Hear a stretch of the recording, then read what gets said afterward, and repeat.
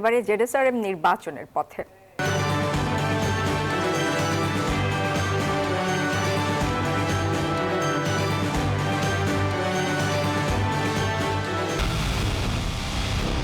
পুরো দেশের মুখে হাসি ফোটাতে নিজেকে হতে হয় স্ট্রং আর মনোবল হতে হয় স্পার্জিরো। জেডএসআরএম 25 বছরের পথ চলায় নিরাপদে রাখার প্রত্যয়ে। দেশের আইন শৃঙ্খলা পরিস্থিতি খুবই হতাশাজনক, নির্বাচন নিয়ে শঙ্কিত এনসিপি, জানিয়েছেন দলটির নির্বাচন পরিচালনা কমিটির প্রধান আসিফ মাহমুদ সজীব ভূঁইয়া। মঙ্গলবার বিকেলে সিইসির সঙ্গে সাক্ষাৎ শেষে সাংবাদিকদের সামনে এই শঙ্কার কথা জানান তিনি। এদিকে মনোনয়ন ফিরে পেতে 2 দিনে 164টি আপিল দায়ের হওয়ার কথা জানিয়েছে নির্বাচন কমিশন। আপিলের দ্বিতীয় দিন, প্রার্থিতা পেতে অথবা অন্যের মনোনয়ন বাতিল করতে আপিল করা যাবে 5 দিন। 9 জানুয়ারি বিকাল 5টার মধ্যে আপিল করতে হবে প্রার্থীদের।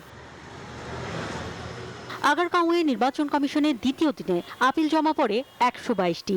আগের দিনের 42টি সহ 2 দিনে আপিল দায়ের হলো মোট 164টি। দলীয় প্যাডে স্বাক্ষরিত অঙ্গীকারনামা এটা না থাকার কারণেই হচ্ছে মূলত আমার মনোনয়নপত্রটা বাতিল হয়েছিল। ওইটা রেডি করে আমি এসেছি, আজ আপিল করব। ইনশাল্লাহ আমি মনোনয়ন পাবো এবং জনগণের জন্য কাজ করতে পারবো। নির্বাচন পরিবেশ আমাদের জন্য এখনো খুব সুষ্ঠু আসে নাই, তবে আমরা আবেদন করব যেন সুষ্ঠু পরিবেশ হয়, মানুষ যেন মানুষের অধিকারটা প্রয়োগ করতে পারে। বিকেলে সিইসির সাথে সাক্ষাৎ করেন এনসিপির নির্বাচন পরিচালনা কমিটির প্রধান আসিফ মাহমুদ সজীব ভূঁইয়া।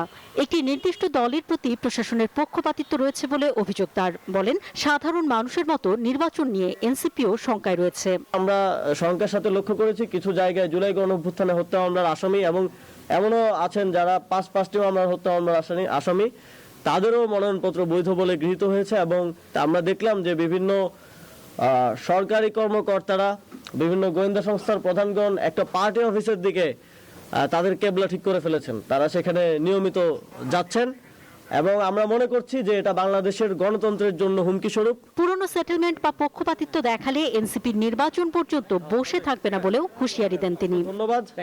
Thank you. অন্তরা বিশ্বাস, নিউজ 24, ঢাকা।